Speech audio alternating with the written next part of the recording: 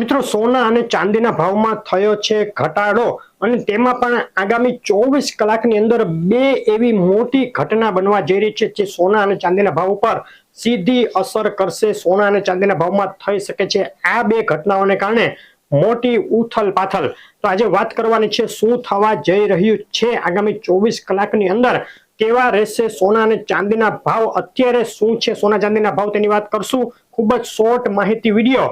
જે મિત્રો નવા હોય પહેલી વાર વિડીયો જોતા હોય તેઓ ખાસ ચેનલ સબસ્ક્રાઇબ કરવાનું, ફેસબુકના મિત્રો પેજ ફોલો કરવાનું ભૂલશો નહીં. મિત્રો જે અગાઉની જે આપણે માહિતી આપી હતી, અગાઉના જે વિડીયો મૂક્યા છે તે મુજબ જ લગભગ અત્યારે થઈ રહ્યું છે. સોના અને ચાંદીના ભાવમાં એક દબાણ જોવા મળી રહ્યું છે, પ્રેશર જોવા મળી રહ્યું છે, ઘટાડો જોવા મળ્યો છે. છેલ્લા 7 દિવસની જ વાત કરીએ તો સોના ચાંદીના ભાવમાં વધ્યા મથાળેથી મોટો ઘટાડો થયો છે, સસ્તું થયું છે સોનું અને ચાંદી.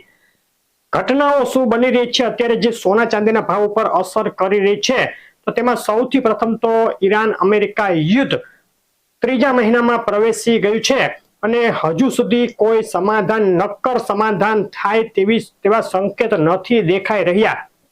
યુદ્ધ વિરામ ચાલુ છે પરંતુ તેની સાથે જ સ્ટ્રેટ ઓફ હોર્મુઝમાં બ્લોકેજ પણ ચાલુ છે. ઈરાને પણ સ્ટ્રેટ ઓફ હોર્મુઝ હજુ સુધી ખોલ્યું નથી અને સામે અમેરિકાએ જે બ્લોકેજ કરેલું છે સ્ટ્રેટ ઓફ હોર્મુઝનું તે પણ ખોલ્યું નથી. બંને નમવા તૈયાર નથી. ઈરાને જે અગાઉ વાત થઈ હતી તે મુજબ શરતો મૂકી છે અમેરિકા સામે, પરંતુ હાલ પૂરતું અમેરિકા આ શરતો સીધી રીતે માની લે તેવું લાગતું નથી, જેને લઈને અત્યારે માડાગાંઠ યથાવત છે અને સસ્પેન્સ વધી ગયું છે કે આ યુદ્ધમાં આગળ શું થશે. આગામી 24 કલાકમાં આ મામલે કંઈક મોટા સમાચાર આવી શકે છે. અમેરિકાને પણ યુદ્ધ ખતમ કરવું છે. ટ્રમ્પને વધુ ઉતાવળ છે ઈરાન કરતા પણ, કારણ કે અત્યારે આ યુદ્ધમાં ટ્રમ્પ ફસાઈ ગયા છે.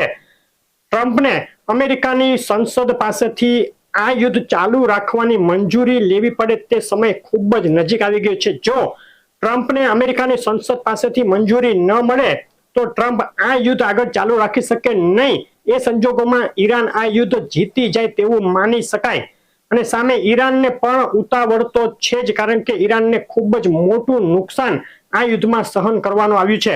તો આગામી 24 કલાકમાં આ મામલે કંઈક સમાચાર આવે અને કંઈક સમાધાન થાય તેવી સંભાવના નકારી શકાય નહીં. જો સમાધાન થશે, યુદ્ધ વિરામ કાયમી બનશે, એટલે કે હવે યુદ્ધ નહીં કરીએ તેવું કોઈ સમાધાન થશે, અત્યારે જે માડાગાંઠ પેચ છે તેમાં કોઈ ઉકેલ આવશે તો તેની સીધી અસર સોના અને ચાંદીના ભાવમાં વધઘટ રૂપે જોવા મળી શકે. અગાઉના વિડીયોમાં આપણે કહ્યું હતું તે મુજબ જ યુદ્ધ સમાપ્ત થતાની સાથે જ એક વધઘટ જોવા મળે, કદાચ થોડો ઉછાળો પણ પહેલા જોવા મળે, પરંતુ ત્યારબાદ તેમાં ધીમે ધીમે ઘટાડો પણ જોવા મળી શકે છે. બીજી ઘટના ઇકોનોમિક દ્રષ્ટિએ છે. અમેરિકામાં ફેડની મીટિંગ ચાલુ છે અને આજે રાત્રે 11:30 વાગ્યે ફેડ વ્યાજ દરોમાં શું ફેરફાર કરવો તેનો નિર્ણય જાહેર કરશે. વધારો કરવો, ઘટાડો કરવો, યથાવત રાખવો તેનો નિર્ણય. લગભગ 100% સુધીની એવી શક્યતા છે કે વ્યાજ દરોમાં કોઈ ફેરફાર કરવામાં નહીં આવે. પરંતુ તેના કરતા વધુ અગત્યની બાબત એ છે કે આગામી સમય માટે, એટલે કે આગામી 4-6 મહિના 2026ના અંત સુધી માટે વ્યાજ દરોની જે નીતિ છે તે મામલે ફેડ શું સંકેત આપે છે તે જોવાનું છે. ફેડ એવો કોઈ સંકેત આપશે કે 2026ના અંત સુધી અમારે વ્યાજ દર ઘટાડવો નથી, ઘટાડશું નહીં, તો તેને લઈને સોના અને ચાંદીના ભાવ ઉપર દબાણ વધી શકે, પ્રેશર આવી શકે.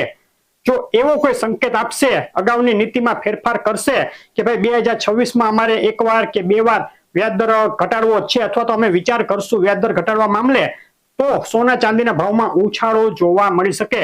તો જે આ સંકેત આવશે તેના ઉપર ખાસ નજર રાખવાની રહેશે. તેના આધારે સોના ચાંદીના ભાવમાં વધઘટ થઈ શકે છે અને લાંબા ગાળાની દિશા પણ સોના ચાંદીના ભાવની આ સંકેતના આધારે નક્કી થશે.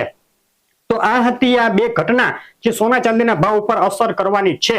હવે સોના અને ચાંદીના ભાવ ઉપર નજર કરી લઈએ. આજે ચાંદીના ભાવથી શરૂઆત કરીએ. છેલ્લા એક સપ્તાહનો ચાર્ટ જોઈએ તો એક સપ્તાહ અગાઉ જે $80 નજીક આંતરરાષ્ટ્રીય ચાંદીનો ભાવ હતો અને ભારતીય બજારમાં લગભગ 2,50,000 ઉપર પણ બોલાઈ ગયો હતો ચાંદીનો ભાવ. તેમાં એક સપ્તાહમાં થયો છે ઘટાડો $72 સુધી ગબડી ગઈ છે. આંતરરાષ્ટ્રીય ચાંદી $7 થી $8 ઘટાડો. ભારતીય બજારમાં 2,38,039 અત્યારે ચાંદી ચોરસાનો ભાવ છે, એટલે કે લગભગ 10 થી 12 હજાર રૂપિયાનો ઘટાડો છેલ્લા 7 દિવસમાં જોવા મળ્યો છે. અંડર પ્રેશર છે અત્યારે ચાંદી, તેવું કહી શકાય, જેના સંકેત આપણે અગાઉથી આપ્યા હતા. સોનાના ભાવની વાત કરીએ તો સોનાના ભાવમાં પણ તેવું જ છે. જે એક સપ્તાહનો ચાર્ટ જોઈએ તો તેમાં દેખાય છે કે $4750 સુધી આંતરરાષ્ટ્રીય સોનું જોવા મળ્યું હતું એક સપ્તાહ અગાઉ. તે ઘટી અને ગઈકાલે $4550 લો બનાવ્યો, એટલે કે $200 ઘટાડો જોવા મળ્યો છે. સોનું પણ અત્યારે અંડર પ્રેશર છે. બે તરફી વધઘટ વચ્ચે ઘટાડો થઈ રહ્યો છે. ભાવ જે 1,55,000 હતો, 55,500 સુધી હતો લગભગ 7 દિવસ અગાઉ, તે ઘટી અત્યારે 1,52,500 આવ્યો છે. લગભગ 2,000 થી 2,500 રૂપિયાનો ઘટાડો પ્રતિ 10 ગ્રામે 24 કેરેટ સોનામાં જોવા મળ્યો છે. આગળ જે આપણે આ બે ઘટનાની વાત કરી તેમાં શું થાય છે તે મુજબ તેમાં વધઘટ જોવા મળી શકે છે, તેની દિશા નક્કી થઈ શકે છે. તો વેઇટ એન્ડ વોચ. આ બે ઘટનાના સમાચાર આવી જાય ત્યારબાદ આપણે વધુ એક અંદાજ જાહેર કરશું કે આગળ સોના અને ચાંદીના ભાવમાં હવે શું થઈ શકે, ખરીદવું કે સસ્તું થવાની રાહ જોવી તે. તો આ હતી અત્યાર સુધીની અપડેટ. આગળ પણ આ રીતની રેગ્યુલર અપડેટ જોવા માટે વિડીયો લાઈક શેર કરી ચેનલ સબસ્ક્રાઇબ કરવાનું, ફેસબુકના મિત્રો પેજ ફોલો કરવાનું ભૂલશો નહીં. આપણો દિવસ શુભ રહે. આભાર.